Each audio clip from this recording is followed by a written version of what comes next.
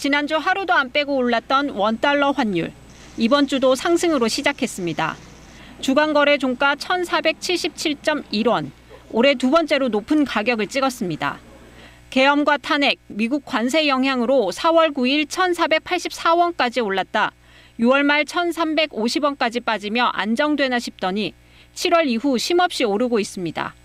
11월 들어서만 50원 가까이 올랐습니다. 연평균 환율은 1,416원대. 외환위기 직후인 1998년 1,394원대보다 20원 이상 높습니다. 미국에 투자하기 위해서 달러를 또 보유해야 되기 때문에 시장에서도 달러 공급이 부족할 것 같다라는 심리가 좀 강한 것 같아요. 정부는 외환시장 개입에 나섰는데 눈에 띄는 지점은 국민연금입니다. 기획재정부와 한국은행, 이른바 외환당국뿐만 아니라 국민연금공단과 보건복지부까지 사자협의체를 꾸렸습니다. 국민연금은 770조 원 이상을 해외에 투자했고 계속 늘리고 있습니다. 해외 투자를 위해선 국민들이 낸 원화를 달러로 바꿔야 하는데 워낙 큰 손이라 달러 부족을 부추기는 측면이 있습니다. 따라서 국민연금의 해외 투자 속도를 조정해 달러 수요를 줄이는 방안, 한 발 더 나아가 국민연금의 해외 자산에 적용될 환율을 미리 고정해서 국내에 달러가 풀리는 효과를 주는 환해지 기법 등을 검토할 거로 보입니다. 국민연금의 수익성과 안정성을 지키기 위해 시장에 대한 면밀한 분석을 바탕으로 기민하게 대응해 주시기를 바랍니다. 다만 이 과정에서 국민연금의 수익률이 손상된다면 큰 논란거리가 될 수 있습니다. KBS 뉴스 김진아입니다. 서울 영등포의 한 정육점입니다. 가장 잘 나가던 부위는 불고기 등에 쓰는 미국산 알목심. 하지만 요즘은 안 팝니다. 달러로 수입하는 단가가 너무 올랐기 때문입니다. 작년 같은 경우에는 한 근에 15,000원까지도 판매를 하다가 지금은 한 2만 원이 넘을 거예요.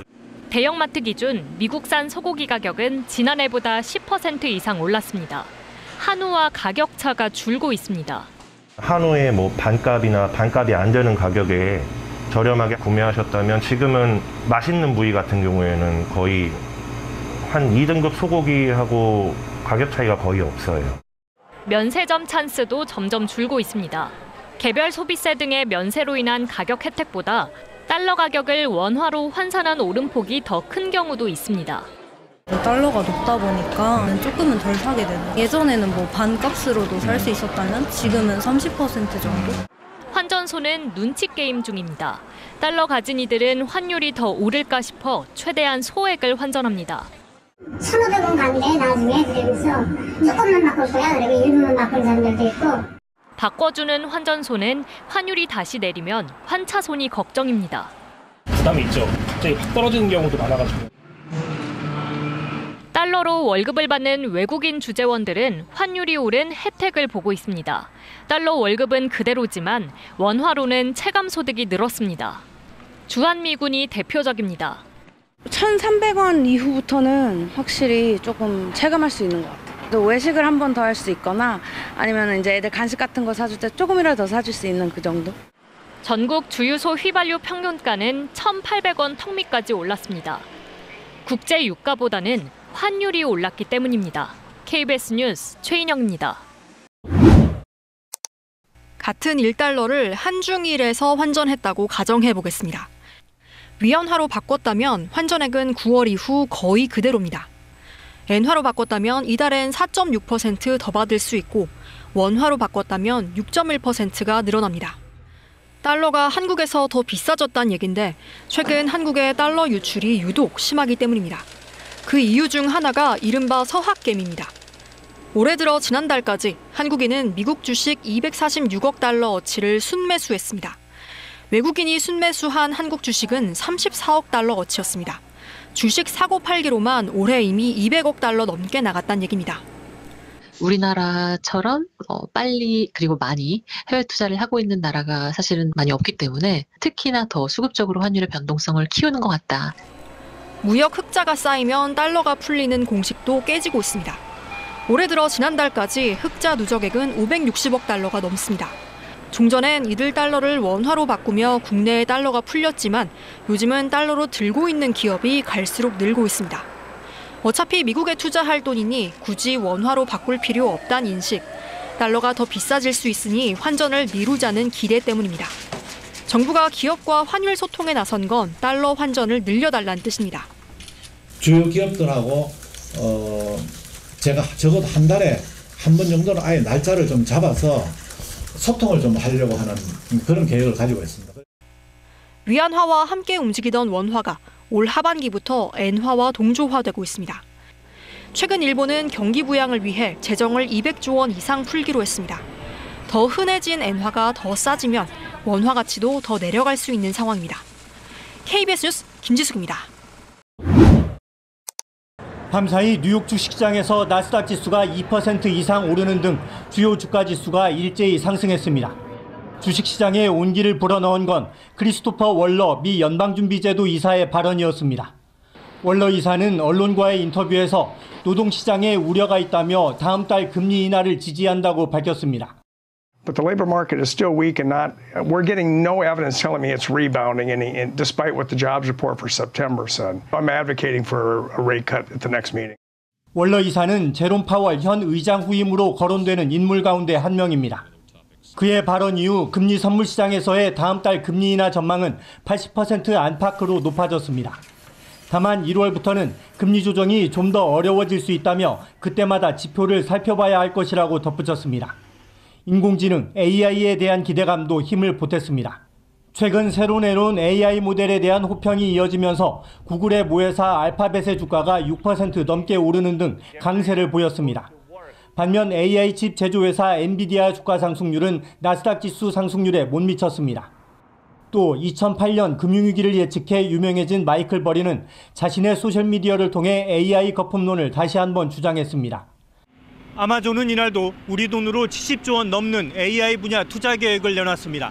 거품론에도 불구하고 해당 기업들의 투자는 식지 않는 모습입니다. 뉴욕에서 KBS 뉴스 박일중입니다. 요즘 그 환율 급등세 정말로 심각하다고 보십니까? 예, 그렇습니다. 지금 오늘 같은 경우만 해도요, 원달러 환율이 1,477.1원으로 거래를 마쳤습니다. 그런데 이 수준이 지난 4월 9일 이후로 약 7개월 만에 가장 높은 수준입니다.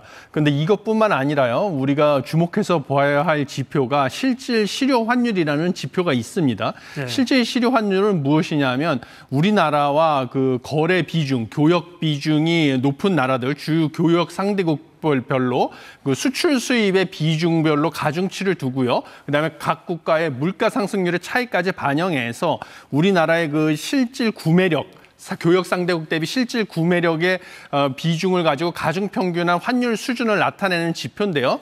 이 실질 실효 환율이 지난달 말 기준으로 89.09로 집계가 됐습니다. 그런데 이게 90이 안 된 것은 언제였냐면 장기간 90이 안 된 것은 IMF 외환위기 때 하고 글로벌 금융위기 때 이때밖에 없었는데요. 그 수준으로 지금 우리나라의 구매력이 낮아졌다 이렇게 보시면 됐기 때문에 이렇게 환율 원화가 저평가된 것은 상당히 지금 심각한 수준이다 이렇게 보시면 되겠습니다.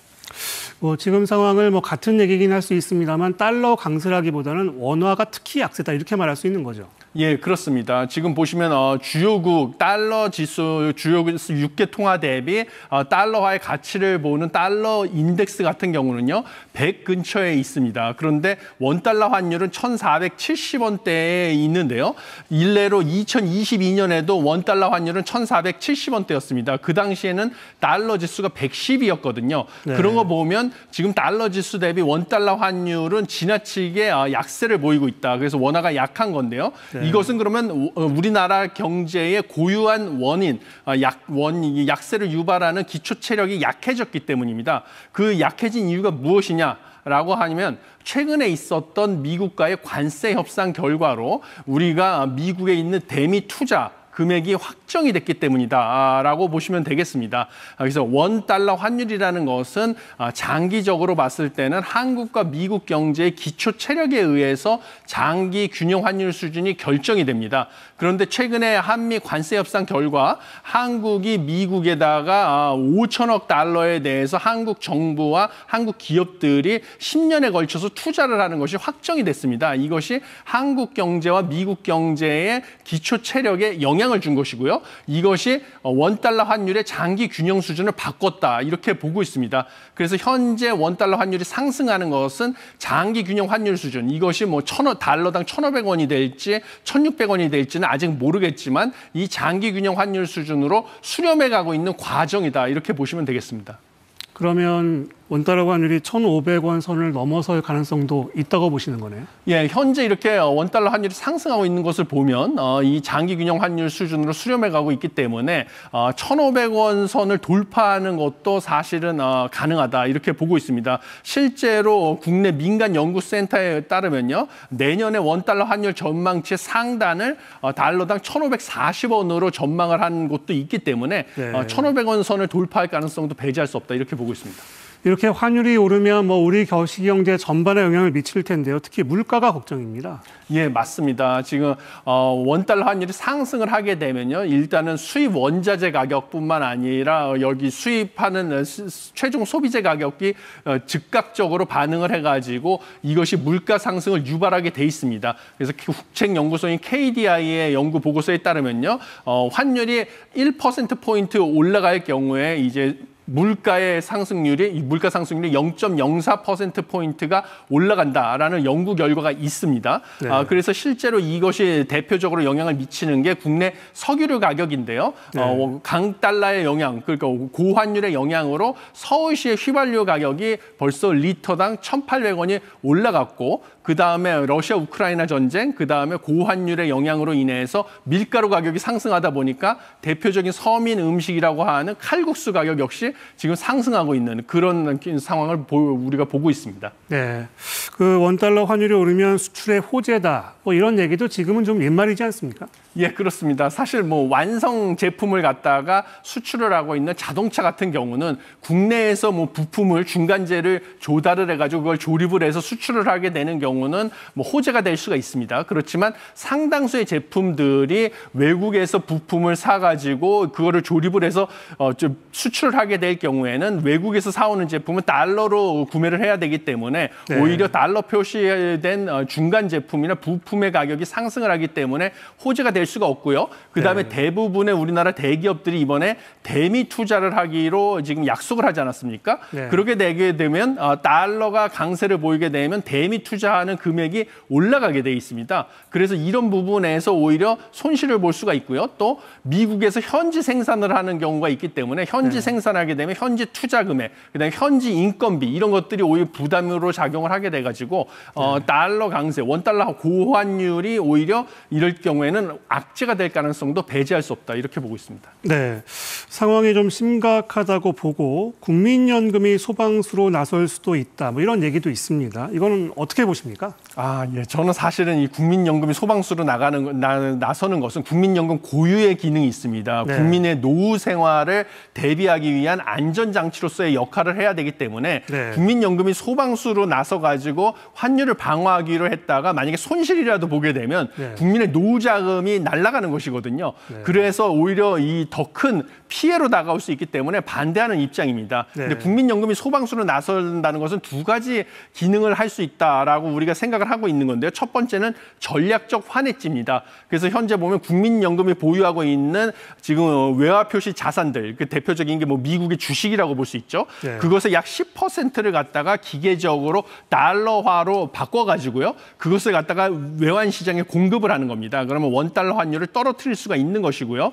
그다음에 또 다른 것은 한국은행과 이제 외화 수합을, 달러 수합을 하는 것이죠. 그래서 국민연금이 이제 미국의 주식을 사고자 할 때는 외환 시장에서 달러화를 구매하는 게 아니라 한국은행의 외환 보유고와 원화를 맞교환을 하게 되면 원달러 환율 상승을 막을 수가 있으니까 이 두 가지 옵션을 활용해가지고 원달러 환율을 안정시키고자 하는 건데, 이런 경우에도 국민의 그 노후 생활을 위한 그 국민연금을 소진할 수가 있기 때문에 사실 저는 반대하는 입장입니다. 네, 그 뭐 앞서 보도를 보니까 뭐 정부가 기업과 환율 소통을 하겠다는 취지로 뭐 얘기를 하던데 그런 것들은 어떻게 보세요?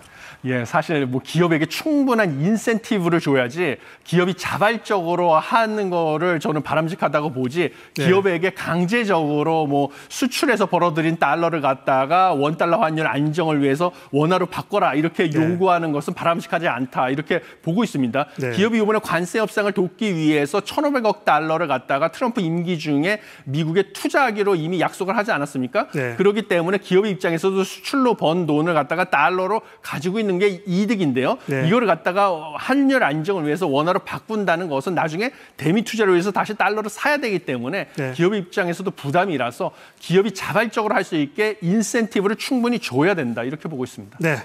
그렇다면 현재 상황에서 어떤 처방이 필요한지 뭐 단기, 장기로 나눠서 좀 간단하게 말씀해 주세요. 예. 단기적으로는 환율이 큰 폭으로 널뛰기를 하지 않게 적절하게 뭐 구두 개입이라든지 이런 것으로 일변동폭을 안정적으로 유지를 하는 것이 금융시장에서의 불확실성이나 쏠림 현상을 막는 좋은 장치로서 필요하다고 보고요.